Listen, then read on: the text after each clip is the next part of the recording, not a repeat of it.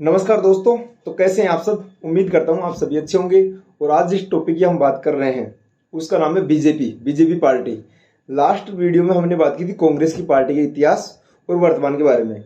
हम लगातार प्रयास कर रहे हैं कि जितने भी पॉलिटिकल साइंस से जुड़ी हुई जो पार्टियां हैं, हमारे जो राजनीतिक दल हैं, उनके बारे में हम लगातार चर्चा करेंगे। ठीक है। उससे पहले हमने कांग्रेस के बारे में बेसिक डिटेल बताई थी। और आज इस वीडियो में हम बीजेपी के बारे में बताएंगे। बीजेपी की स्थापना 6 अप्रैल 1980 को हुई थी। इससे पहले जो पार्टी थी ये क्या है कि एक संगठन से जुड़ी हुई है जिसका नाम है आरएसएस। आरएसएस की स्थापना 1925 में हुई है। 27 सितंबर 1925 में हुई है आरएसएस की स्थापना। ठीक है। उसके बाद में ऐसे कहते हैं कि भारतीय जनसंघ पार्टी थी उसकी वो जो उससे ऐसे कहते हैं जुड़ी हुई है। बीजेपी की जो बैकअप पार्टी भारतीय स्वतंत्र पार्टी है, सोशलिस्ट पार्टी है, ये सारी इस पार्टी से जुड़ी हुई है। 1925 में स्थापित आरएसएस है वो इसकी मेन ब्रांच मानी जाती है। ऐसे कहते हैं कि इस संगठन से ये पार्टी निकली हुई है। भारतीय जनता पार्टी है जो बीजेपी है, जो प्रेजेंट में एनडीए के संग जो नेशनल डेमोक्रेटिक अलायंस है उससे जुड़ी हुई पार्टी है। और इसके साथ में जो इसके प्रेजेंट जो लीडर हैं नरेंद्र मोदी जो प्राइम मिनिस्टर हैं, ये दूसरी बार प्राइम मिनिस्टर बने हुए हैं। ठीक है। 2019 में जो इस पार्टी ने जो मेजोरिटी हासिल की थी उसकी संख्या 303 थी।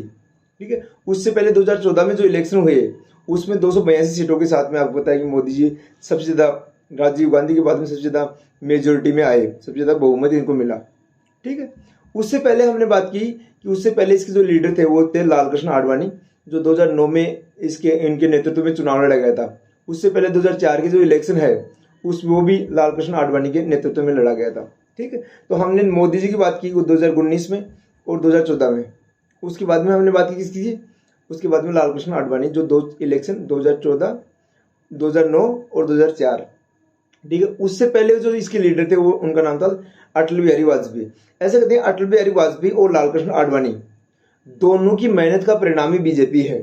ठीक है। आज जो प्रेजेंट की जो बीजेपी जिसको नरेंद्र मोदी जी जो लीड कर रहे हैं, उनको जो बनी बनाई जो पार्टी मिली है ना, उनके पीछे जो बैकअप जो काम किया है ना, ये सुषमा स्वराज इसकी जो लीडर रही है, लाल कृष्ण आडवाणी और अटल बिहारी वाजपेयी जैसे लोग हैं जिन्होंने इस पार्टी को खड़ा किया है। ये पार्टी इसके और बैकअप की बात करें तो इस पार्टी की स्थापना 1980 में हुई। उसके बाद में ये पहला चुनाव लड़ती है 1984 में। 1984 में जो पहला चुनाव लड़ती है उसमें इसको मात्र 2 सीट मिलती है। 2 सीट मिलने का कारण पीछे ये था, इन्होंने काम तो बहुत किया था। आपको बताया 31 अक्टूबर 1984 को इंदिरा गांधी की हत्या हो जाती है।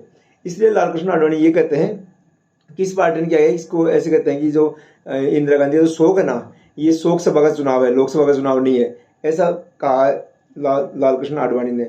और ऐसे कहते हैं कि ये जो पार्टी है, ये पार्टी ऐसे कहते हैं कि शुरुआत में 2 सीट लेकर आती है। उसके बाद में दूसरे जो चुनाव होते हैं वो 1989 में होते हैं। 1989 में कार्यकाल खत्म होता है। उसके बाद में आपको पता है कि जो राजीव गांधी 84 के इलेक्शन के बाद में राजीव गांधी प्राइम मिनिस्टर बनते हैं इंदिरा गांधी की हत्या के बाद में, जो सबसे बड़ी लोकसभा के रूप में हम देखते हैं इसको। ठीक है। आगे फिर बात, इससे पहले हम बात करें तो इससे पहले पार्टी ये जनसंघ से जुड़ी हुई थी, जिसने 1951 में इलेक्शन लड़ा, पहला इलेक्शन, जो तीसरे नंबर की सबसे पार्टी थी। 1951 के इलेक्शन की हमने बात की थी। 1951 में पहले नंबर की पार्टी थी, उसका नाम था कांग्रेस, जिसकी 364 सीटें आई थी। दूसरे नंबर की पार्टी थी वो थी हमारी सीपीआई, जिसको बोलते हैं कम्युनिस्ट पार्टी ऑफ इंडिया। ठीक है। उसकी 16 सीटें आई थी। और तीसरे नंबर भारतीय जनसंघ थी जिसकी 3 सीटें आई थी। ठीक है। और आगे चलकर ये पार्टी ऐसे कहते हैं स्ट्रगल करती है। और आगे चलकर राजीव गांधी तो कांग्रेस से जुड़े हुए हैं। इसके साथ मोरारजी देसाई हैं जो पहले गैर कांग्रेसी प्राइम मिनिस्टर हैं, ये इनसे जुड़े हुए हैं।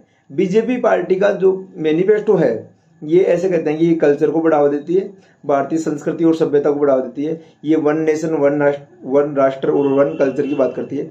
एक राष्ट्र जिसकी एक संस्कृति हो उसको ये बढ़ावा देने का प्रयास करती है। परंपरागत पार्टी है जिसको राइटिस्ट पार्टी कहते हैं। मतलब ये कि आप बताइए जब पार्टी की हमने बात की थी, हम आगे आपको बताएंगे लेफ्टिस्ट और राइटिस्ट क्या होता है। तो ये जो पार्टी है ये राइटिस्ट पार्टी है।